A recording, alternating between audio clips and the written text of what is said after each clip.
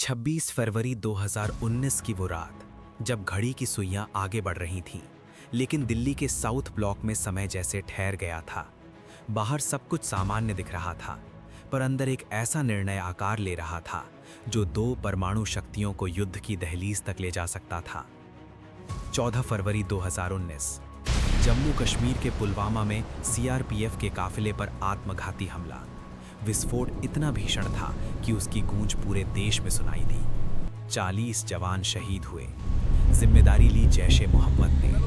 भारत सरकार ने सार्वजनिक रूप से कहा, जवाब दिया जाएगा। लेकिन जवाब शब्द जितना सरल लगता है, उतना होता नहीं। सवाल था, क्या जवाब सीमित रहेगा या हालात नियंत्रण से बाहर चले जाएंगे? खुफिया एजेंसियां पहले से जैश के नेटवर्क की निगरानी कर रही थीं।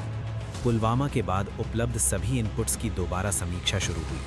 विदेशी खुफिया साझेदारों से साझा की गई सूचनाएं, सैटेलाइट तस्वीरें, इलेक्ट्रॉनिक इंटरसेप्ट, हर डेटा पॉइंट को फिर से परखा गया। रक्षा विशेषज्ञों और सार्वजनिक रिपोर्टों के अनुसार खैबर पख्तूनख्वा क्षेत्र के बालाकोट परिसर की पहचान की गई, जिसे जैश का प्रशिक्षण केंद्र बताया गया। परंतु पहचान और प्रमाण अलग चीजें हैं। अगर हमला होता और लक्ष्य खाली निकलता या नागरिक मौजूद होते, अंतर्राष्ट्रीय मंच पर भारत को कठोर सवालों का सामना करना पड़ सकता था। इसलिए बहुस्तरीय वध्यापन जरूरी था।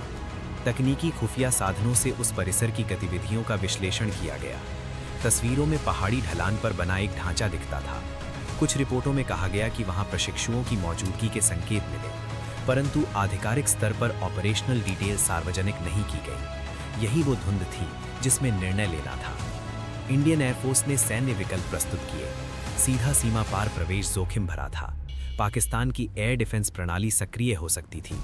इसलिए स्टैंड ऑफ प्रिसिजन वेपन का चयन किया गया, जिससे विमान अपेक्षाकृत सुरक्षित दूरी से लक्ष्य भेद सकें। मिराज 2000 विमानों को मिशन सौंपा गया। हथियार के रूप में SPIC 2000 प्रिसिजन गाइडेड म्यूनिशन का उल्लेख बाद की ब्रीफिंग और विश्लेषणों में सामने आया।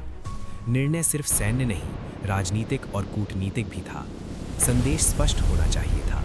ये कार्यवाही आतंकवादी ढांचे के खिलाफ है, पाकिस्तान की जनता या सेना के खिलाफ नहीं। यही वो महीन रेखा थी जिस पर संतुलन बनाना था। 25 और 26 फरवरी की दरमियानी रात विमान उड़ान भरते हैं। ऑपरेशन गोपनीय, रेडियो अनुशासन सख्त। कुछ मिनटों में वे अपने निर्दिष्ट बिंदु पर पहुंचते हैं और प्रिसिजन म्यूनिशन रिलीज करते हैं। भारतीय सरकार की आधिकारिक ब्रीफिंग के अनुसार लक्ष्य सफलतापूर्वक भेदा गया। लेकिन कहानी यहीं खत्म नहीं हुई। पाकिस्तान ने अगले दिन जवाबी कार्रवाई की। 27 फरवरी को हवाई मुठभेड़ हुई। विंग कमांडर अभिनंदन वर्धमान का MiG-21 गिरा। वे पाकिस्तान की हिरासत में गए। ये क्षण अत्यंत संवेदनशील था। वैश्विक शक्तियां सक्रिय हुई। तनाव अपने चरम पर था। कुछ ही दिनों में अभिनंदन की रिहाई ने स्थिति को शांत करने में भूमिका निभाई। पर उस पूरे सप्ताह में दुनिया ने देखा कि सीमित कार्यवाही और पूर्ण युद्ध के बीच की दूरी कितनी कम हो सकती है।